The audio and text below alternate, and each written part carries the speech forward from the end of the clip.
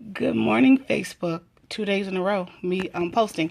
Anyway, the reason why I am coming on this morning is today's scripture, the daily scripture, which is I usually just get from the UVerse app. A couple of people asked me to explain what that scripture meant, and it's John 13:14, where it says in the King James version, it says.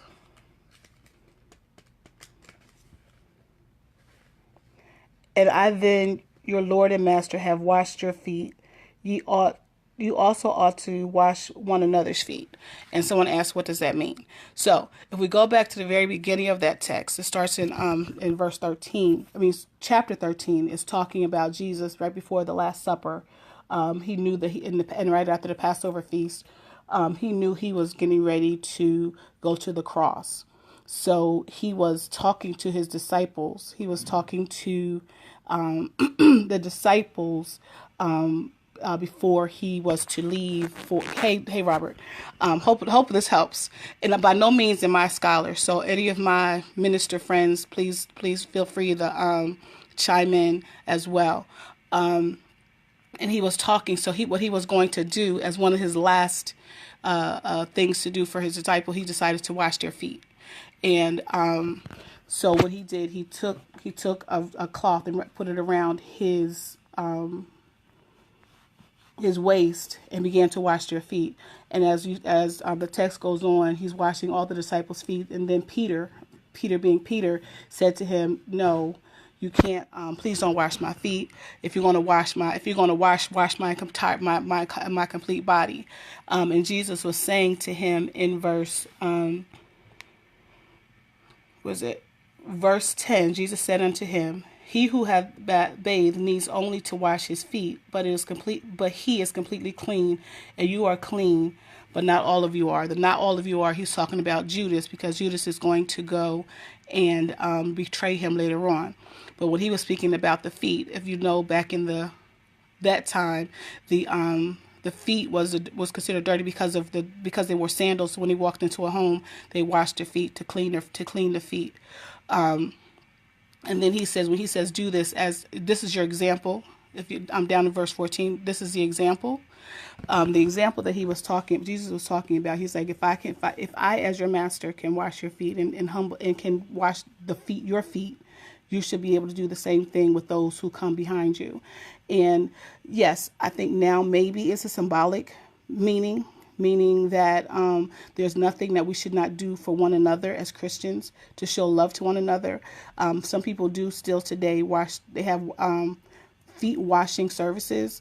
And what it really is doing is saying that you're humble enough to attend to the needs of your fellow Christian, your fellow person, just people in general.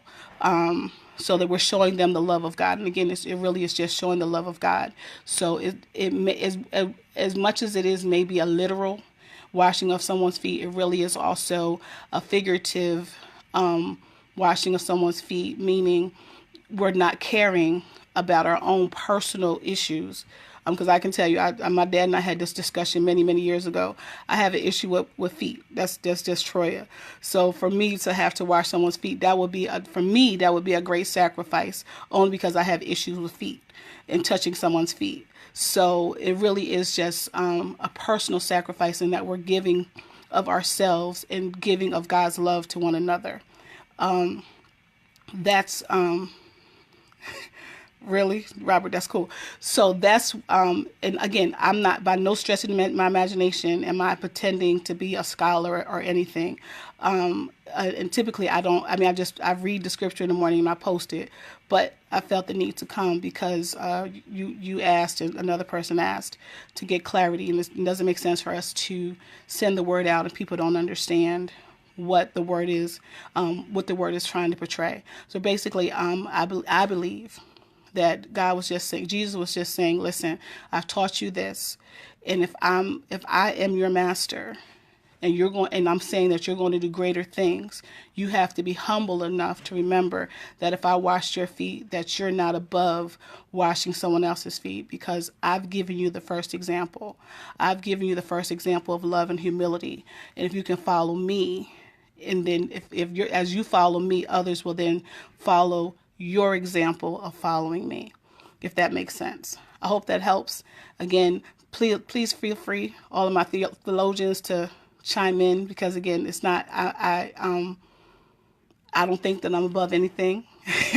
Excuse me. Like I said yesterday, everything is about dialogue. With that said, be blessed. Have a wonderful morning.